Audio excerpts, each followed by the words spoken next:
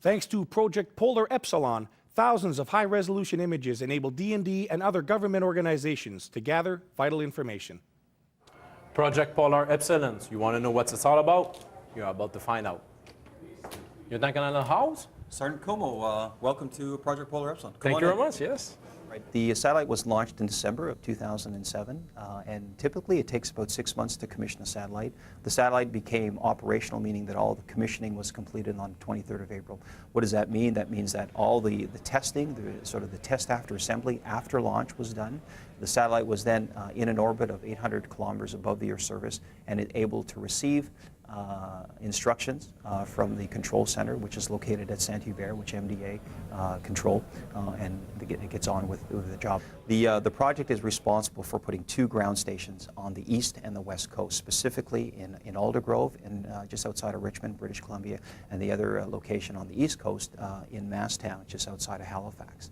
So the important thing here is that the Government of Canada has invested $450 million in terms of assisting McDonnell Detweiler in building the particular satellite, so that we can therefore take that money invested and use that in order to get imagery back that we can use to support the mission for the Department of National Defense.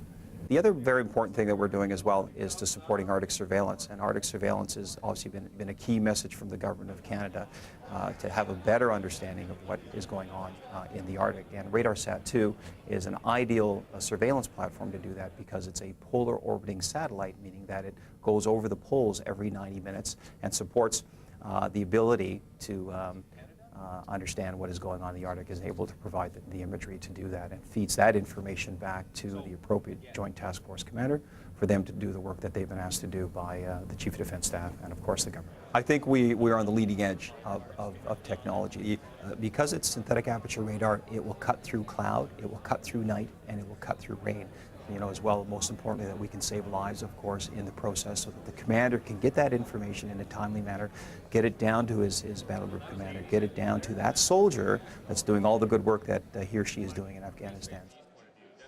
Polar Epsilon support Canada First Defense strategy and give another tools for the soldiers to do their day-to-day job. For Army News, I'm Sergeant Robert Como in Ottawa.